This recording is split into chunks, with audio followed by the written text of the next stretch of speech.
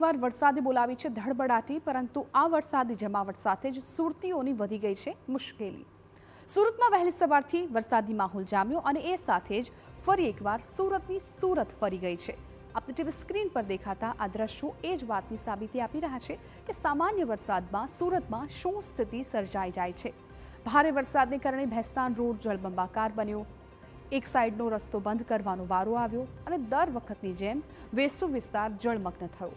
Udhna Navsari road ઉપર પણ પાણી ફરી વળતા ટ્રાફિક જામની સ્થિતિ સર્જાઈ। ઉધનાના ભીમનગર સહિત લિંબાયતના ગરનાળામાં ઘૂંટણસમાં પાણી ફરી વળ્યા। અઠવા લાઇન્સ વિસ્તારમાં સાયબર પોલીસ સ્ટેશન વિસ્તાર બહાર જ જાણે નદી વહેતી હોય તેવા દ્રશ્યો જોવા મળ્યા। આ તરફ પાંડેસરા ભેસ્તાન રોડ પાણી થઈ ગયા। અનેક વાહન રોંગ સાઈડ પર આવવા મજબૂર બન્યા અને તેને પગલે એમ્બ્યુલન્સ અટવાઈ પડી। આખરે તેને રિવર્સ લઈ અન્ય રસ્તે જવાની ફરજ પડી। સવાલ એ કે સામાન્ય વરસાદમાં પણ સુરતમાં ઝડપથી પાણી કેમ નથી ઉતરતા? દર વર્ષે એકની એક સમસ્યા છતાં પાલિકા દ્વારા નક્કર પગલાં કેમ નથી લેવામાં આવતા?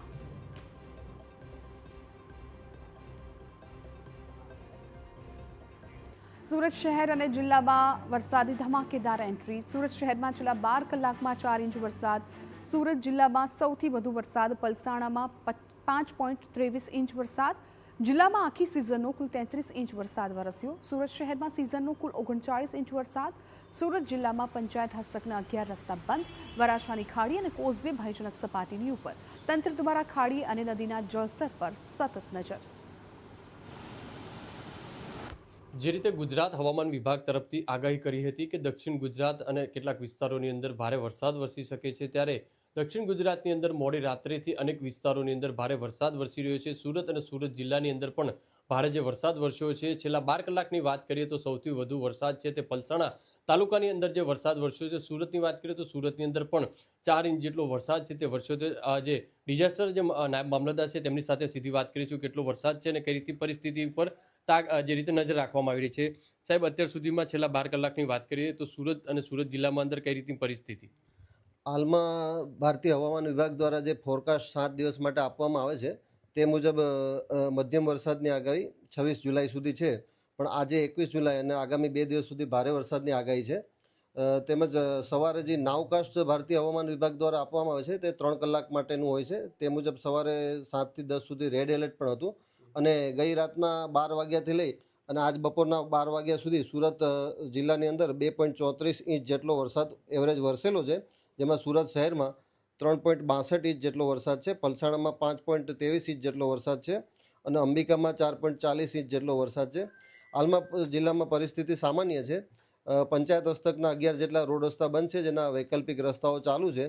અમુક જગ્યાએ વોટર લોગિંગના પ્રશ્નો છે, જેનું નિકાલની કાર્યવાહી સંબંધિત વિભાગ દ્વારા ચાલુ છે અને તમામ નદી છે, ડેમ છે, જળાશય છે એ હાલમાં ભયજનક સપાટી નીચે વહી રહ્યા છે। સર, બીજા જે વાત કરીએ જિલ્લામાં જે નદી નાળા છે, જે ખાડીઓ છે, તેની સ્થિતિ કઈ રીતની છે અત્યારે? હાલમાં જે આપણે ઉકાઈ ડેમ છે, લાખી આંબલી ડેમ છે, આ તમામ નદીઓ છે તે ભયજનક સપાટી નીચે છે। સુરત મહાનગરપાલિકા દ્વારા જે ખાડી જે એમાં સંચાલન કરવામાં આવે છે એ સુરત મહાનગરપાલિકા દ્વારા મળેલ માહિતી મુજબ હાલમાં વરાછાની એક ખાડી છે એ ભયજનક સ્તરથી ઉપર ચાલી રહી છે, તેમજ કોઝવે છે તે ભયજનક સપાટી ઉપર ચાલી રહ્યો છે। બાકીની તમામ ખાડીઓ હાલમાં ભયજનક સપાટી નીચે છે અને પ્રશાસન દ્વારા જે આ જે પલસાણા છે, બારડોલી છે, કામરેજ જેનું પાણી આ ખાડીઓમાં આવે છે તેના ઉપર સતત 1-1 કલાકના આંકડા લઈને નજર રાખવામાં આવી રહી છે।